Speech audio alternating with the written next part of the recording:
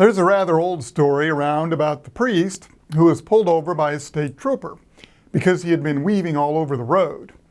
The officer came to the side of the car, looked in, and saw the priest, and at the same moment saw what looked to be a thermos.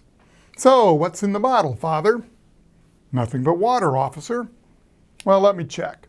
So the officer then proceeded to sniff what was in the thermos. "Water, nothing. This is wine." Whereupon the good father clasped his hands together, looked reverently toward heaven, and said, "Praise be, he's done it again."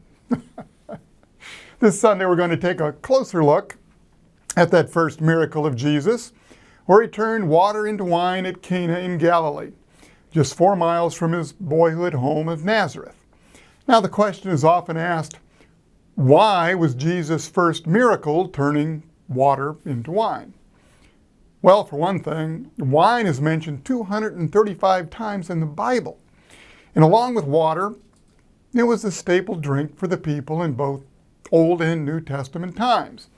Not only that, God intended wine to gladden the hearts of men, Psalm 104:15. So why not turn plain old everyday water into some very good, in fact, John says, the best wine of the wedding banquet?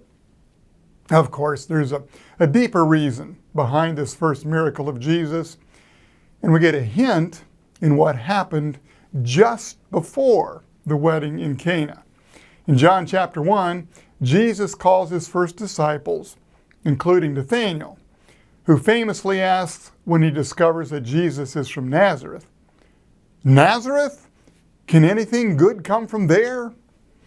When Jesus reveals that he saw Nathanael under the fig tree, even before Philip had called for him to come meet Jesus, Nathanael is astounded.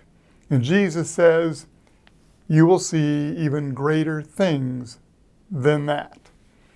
Well, on Sunday, I won't promise that water will be turned into wine, but I can promise that if you keep your eyes fixed on Jesus, you will see greater things than that. So hope to see you Sunday as we focus on the rock, the road, and the rabbi.